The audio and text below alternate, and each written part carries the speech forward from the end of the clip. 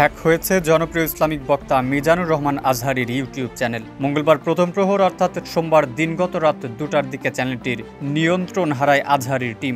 মঙ্গলবার সকালে মালয়েশিয়া থেকে সংবাদ মাধ্যমকে তথ্য নিশ্চিত করেছেন মিজানুর রহমান আজহারীর মিডিয়া ম্যানেজার সাইদ হক। চ্যানেলটি হ্যাক হওয়ার বিষয়ে সাইদকে রাতেই অবগত করেন মিজানুর রহমান আজহারী বলে জানিয়েছেন সাইদ হক, যেখানে দেখা যায় হ্যাকাররা নিয়ন্ত্রণ নেওয়ার পর প্রথমে ক্রিপ্টোকারেন্সির মুদ্রা দিয়ে লাইভ করে। সেই লাইভের টাইটেল দেওয়া হয় Brad Garlinghouse Ripple bull run confirm XRP price prediction. এক পর্যায়ে লাইভটি 80,000-এরও বেশি ভিউ হয়। লাইভ শেষে দেখা যায় চ্যানেলটির সব কন্টেন্ট সহ চ্যানেলটি প্রাইভেট করে রেখেছে হ্যাকাররা। তিনি আরও জানান, চ্যানেলের নাম সহ প্রয়োজনীয় সব তথ্য হ্যাকাররা পরিবর্তন করে তাদের নিয়ন্ত্রণে নিয়ে যায়।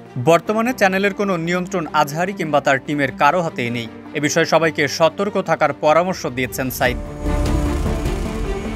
সর্বোচ্চ বিদ্যুৎ সাশ্রয় যমুনা এসি, মাত্র 24 টাকায় এসি চলবে সারাদিন। যমুনা এসি। 2020 সালের 19 ডিসেম্বর নিজের ভেরিফাইড ফেসবুক পেজে এক পোস্টে ইউটিউব চ্যানেল খোলার কথা জানান আজহারী। ওই পোস্টে তিনি লিখেন, আলহামদুলিল্লাহ, অবশেষে মিজানুর রহমান আজহারী নামে আমার অফিসিয়াল ইউটিউব চ্যানেলটি ক্রিয়েট করা হলো। আমার ফেসবুক পেজের নামের সাথে হুবহু মিল রেখেই ইউটিউব চ্যানেলটির নামকরণ করা হয়েছে। ফেসবুক পোস্টে ইউটিউব চ্যানেলের লিঙ্ক শেয়ার করে সেটি সাবস্ক্রাইব করার আহ্বান জানান খ্যাতনামা এই ইসলামিক বক্তা। তার পোস্টে দেওয়ার সাথে সাথেই হুহু করে বাড়তে থাকে চ্যানেলটির সাবস্ক্রাইবারের সংখ্যা। বাংলাদেশিদের মধ্যে সবচেয়ে দ্রুত সময় 1 লক্ষের মাইল ফলক স্পর্শ করেন তিনি। এমনকি সালমান খান কিংবা শোয়েব আখতারের মতো বিশ্বখ্যাত তারকাদের থেকেও দ্রুত সময় 1 মিলিয়নের মাইল ফলক স্পর্শ করেন তিনি। সামাজিক যোগাযোগ মাধ্যমে ব্যাপক জনপ্রিয় মিজানুর রহমান আজহারী। তিনি মিশরের বিখ্যাত শিক্ষা প্রতিষ্ঠান আল আজহার বিশ্ববিদ্যালয় থেকে পড়াশোনা শেষ করে দেশে আসেন।